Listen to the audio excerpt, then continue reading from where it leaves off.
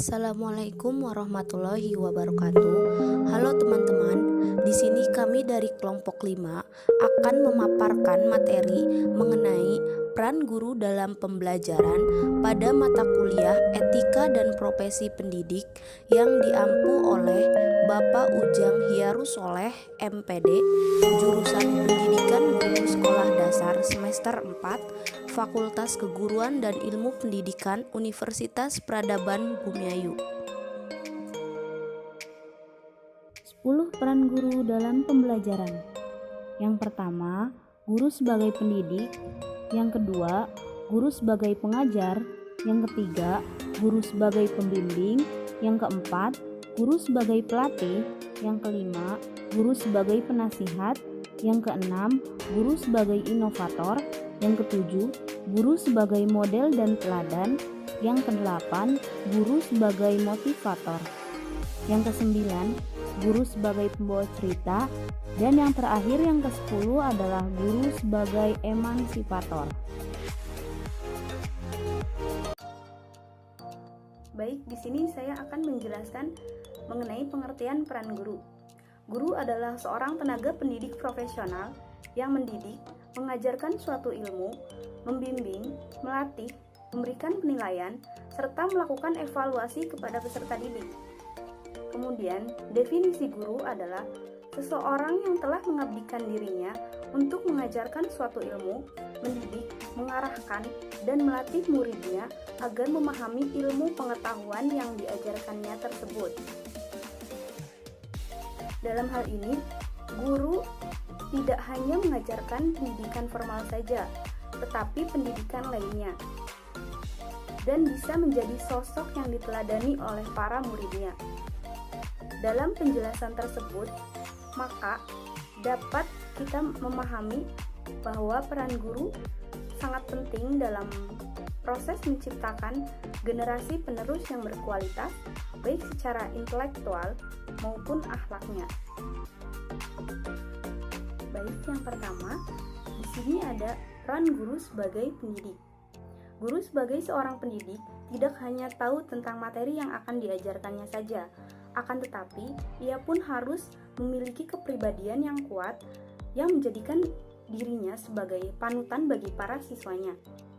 Hal ini penting karena sebagai seorang pendidik, guru tidak hanya mengajarkan siswanya untuk mengetahui beberapa hal, tapi guru juga harus melatih keterampilan, sikap, dan mental anak didik. Ada beberapa hal yang harus diperhatikan guru sebagai pendidik, yaitu yang pertama, guru harus dapat menempatkan dirinya sebagai teladan bagi siswanya. Yang kedua, guru harus mengenal siswanya. Yang ketiga, guru harus mengetahui metode-metode penanaman nilai dan bagaimana menggunakan metode-metode tersebut sehingga berlangsung dengan efektif dan efisien. Yang keempat, guru harus memiliki pengetahuan yang luas tentang tujuan pendidikan Indonesia pada umumnya, sehingga memberikan arah dalam memberikan bimbingan kepada siswa. Yang terakhir, yang kelima, guru harus memiliki pengetahuan yang luas tentang materi yang akan diajarkan. Kemudian yang kedua, peran guru sebagai pengajar. Peran guru sebagai pengajar kadang diartikan sebagai menyampaikan materi pembelajaran kepada siswa. Dalam posisi ini, guru aktif menempatkan dirinya sebagai pelaku imposisi, yaitu menuangkan materi ajar kepada siswa, sedangkan di pihak lain, siswa secara pasif menerima materi pelajaran yang diberikannya tersebut, sehingga proses pengajaran bersifat monoton. Padahal peran guru sebagai pengajar bukan hanya menyampaikan informasi, tetapi masih banyak kegiatan lain yang harus dilakukan guru agar proses pengajaran mencapai tujuan dengan efektif dan efisien. Kemudian mengajar merupakan kegiatan yang dilakukan secara sengaja dalam posisi memberikan kemungkinan bagi siswa melakukan proses belajar sesuai dengan rencana yang telah ditentukan untuk mencapai tujuan pengajaran. Jadi, tugas guru sebagai pengajar adalah bagaimana caranya agar siswa ingin belajar. Untuk itu, beberapa hal yang harus dilakukan guru agar siswa belajar adalah sebagai berikut.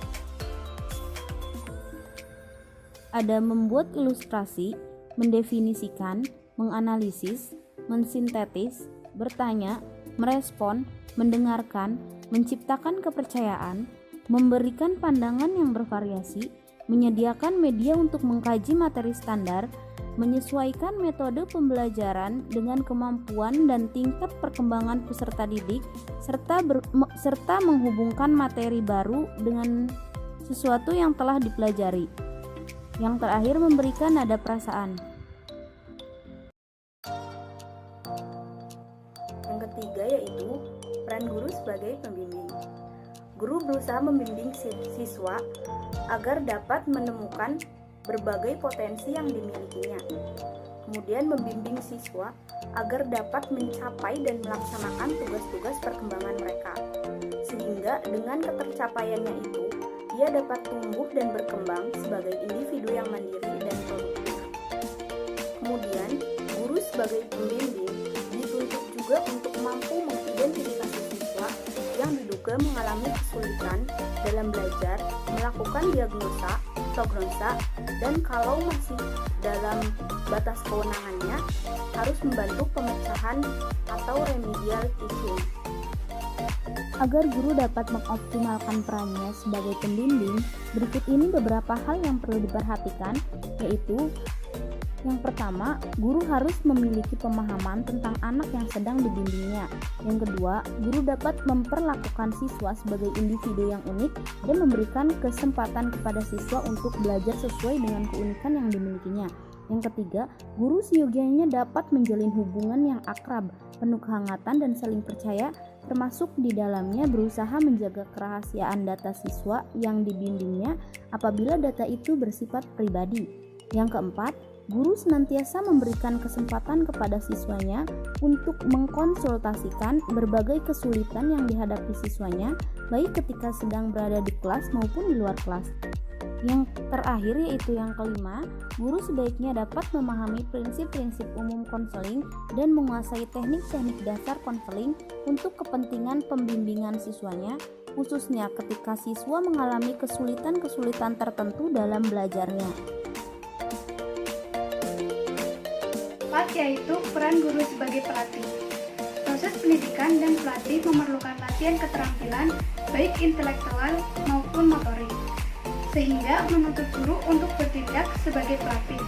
Karena tanpa latihan, seorang peserta didik tidak akan mampu menunjukkan penguasaan kompetensi dasar, tidak akan mahir dalam berbagai keterampilan yang dikembangkan sesuai dengan materi standar. Juga harus mampu memperhatikan perbedaan individu peserta didik.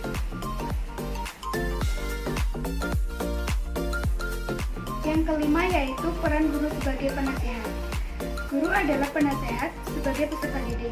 Bahkan bagi orang tua, meskipun mereka tidak memiliki latihan khusus sebagai penasihat, maka ia harus memahami psikologi, kepribadian, dan mental.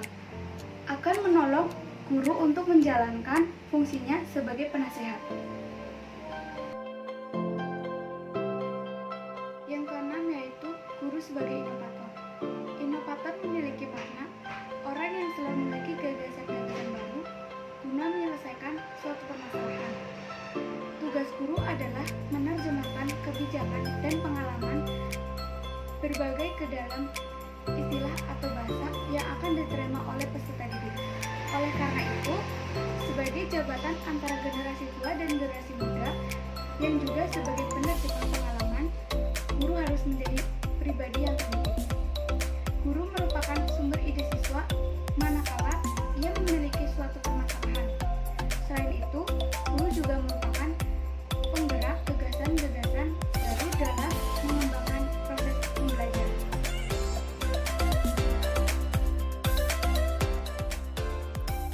Yang ketujuh yaitu guru sebagai model dan teladan. Guru sebagai model dan teladan merupakan pribadi yang segala tingkah lakunya akan menjadi sorotan peserta didik serta orang-orang di sekitarnya yang menganggapnya sebagai guru. Menjadi teladan merupakan sifat dasar dari sebuah kegiatan pembelajaran, dan apabila seorang guru dapat mengilhami peran dan fungsinya ini, maka efektivitas pembelajaran akan tercapai. Oleh karena itu, keteladanan sering dikatakan sebagai senjata yang ampuh dalam upaya memberikan contoh atau panutan bagi peserta didik, karena tidak ada kebohongan, rekayasa, atau tipu daya di dalamnya. Keteladanan adalah suatu yang dipraktekkan, diamalkan, bukan hanya dihutbahkan, diperjuangkan, diwujudkan, dan dibuktikan. Oleh karena itu, keteladanan dapat mengubah sesuatu dengan cepat dan efektif. Kemudian keteladanan adalah perilaku yang sesuai dengan norma, nilai, dan aturan negara.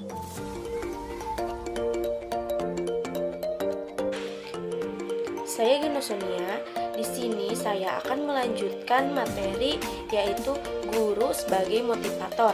Nah, di sini guru sebagai motivator berperan sebagai pembangkit semangat dan dapat mengubur dalam-dalam kelemahan dari si peserta didik itu sendiri, baik yang berasal dari kemampuannya, latar belakangnya, masa lalunya, serta beratnya tantangan yang mereka hadapi. Nah, di sini seorang guru itu harus jeli dalam menyelami psikologi si peserta didik itu sendiri agar lebih mengetahui kondisi lahir dan batinnya, sehingga guru dapat memberikan motivasi yang cocok untuk anak didiknya. Selanjutnya yaitu guru sebagai pembawa cerita. Di sini sudah menjadi sifat manusia untuk mengenal diri dan menanyakan keberadaannya, serta bagaimana berhubungan dengan keberadaannya itu. Tidak mungkin bagi manusia hanya muncul dalam lingkungannya dan berhubungan hanya dengan lingkungan saja, tanpa mengetahui asal-usulnya. Semua itu diperoleh melalui cerita. Guru tidak takut menjadi alat untuk menyampaikan cerita-cerita tentang kehidupan, karena ia tahu sepenuhnya bahwa cerita itu sangat bermanfaat bagi manusia. Cerita adalah cermin yang bagus dan merupakan tongkat pengukur. Dengan cerita, manusia bisa mengamati bagaimana memecahkan masalah yang sama dengan yang dihadapinya, menemukan gagasan dan kehidupan yang nampak diperlukan oleh manusia lain yang bisa disesuaikan dengan kehidupan mereka.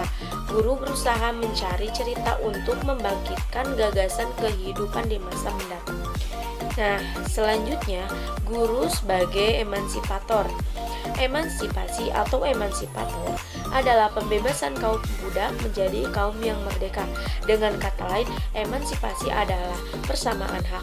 Sebagai kaum pendidik, guru seharusnya menyadari bahwa di dalam tugasnya terkandung unsur keadilan, penggugah semangat peserta didik dan penerang dalam kegelapan generasi di masa depan. Dengan modal memahami potensi peserta didik, menghormati setiap insan, guru hendaknya menyadari bahwa kebanyakan manusia merupakan budak stagnasi kebudayaan. Nah, ketika masyarakat membicarakan rasa tidak senang kepada peserta didik tertentu, guru harus mengenal kebutuhan peserta didik tersebut akan pengalaman, pengakuan, dan dorongan.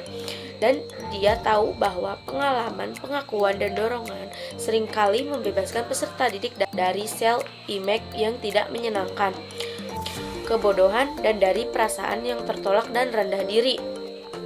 Dalam hal ini, guru harus mampu melihat sesuatu yang tersirat di samping yang tersurat, serta mencari kemungkinan pengembang. Untuk memiliki kemampuan yang tersirat, perlu memanfaatkan pengalaman selama bekerja, kesabaran, dan tentu saja kemampuan menganalisis fakta yang dilihatnya, sehingga guru mampu mengubah kemampuan peserta didik dari status terbuang menjadi dipertimbangkan oleh masyarakat. Guru telah melaksanakan fungsinya sebagai emansipator ketika peserta didik yang telah menilai dirinya sebagai pribadi yang tak berharga merasa dicampakkan orang lain atau selalu diuji dengan berbagai kesulitan sehingga hampir putus asa, dibandingkan kembali menjadi pribadi yang percaya diri. Nah, dari ketiga materi peran guru yang sudah saya jelaskan tadi, yang pertama itu guru sebagai motivator. Guru bisa memotivator atau dapat memotivator siswa atau si peserta didik itu sesuai psikologi atau karakter si peserta didik itu sendiri. Jadi guru itu bisa menyesuaikan apa sih yang dibutuhkan si peserta didik itu sendiri, apa sih yang cocok cara untuk memotivasi si peserta didik itu. Jadi guru sebagai motivator itu bisa menyelami psikologi si anak didiknya itu sendiri dari berbagai kemampuan, masa lalunya, dan lain-lain. Nah, tadi yang kedua itu yaitu guru sebagai pembawa cerita. Nah, di sini itu guru membawakan cerita dari pengalaman yang telah terjadi sebelumnya, yang telah dialami oleh si guru tersebut. Dari pengalaman-pengalaman yang telah dilalui, pengalaman berharganya itu bisa diceritakan kepada peserta didik agar si peserta didik itu bisa menangkap berbagai pengalaman itu menjadi pengalaman yang bermakna dan bisa menjadi contoh untuk kedepannya. Nah, yang terakhir atau yang ketiga yaitu guru sebagai emansipator. Nah, di sini peran guru itu emansipator artinya yaitu persamaan hak. Di sini guru terhadap semua didik itu harus adil, tidak membeda-bedakan. Contohnya seperti ada nih peserta didik yang lebih pintar, ada nih peserta yang didik yang agak kurang pintar atau lebih lama ketika berpikir. Di sini peran guru harus menyesuaikan peserta didik itu agar yang kurang pintar itu ditingkatkan lagi dengan cara pelan-pelan mengajarinya, tidak membeda-bedakan kalau ini nih yang pintar harus didahulukan, tidak seperti itu. Jadi di sini peran guru tidak bahasanya istilahnya itu pilih kasih. Sekian pemaparan materi dari kelompok kami. Kurang lebihnya mohon maaf. Wassalamualaikum warahmatullahi wabarakatuh. Thanks for watching ya teman-teman. Dadah.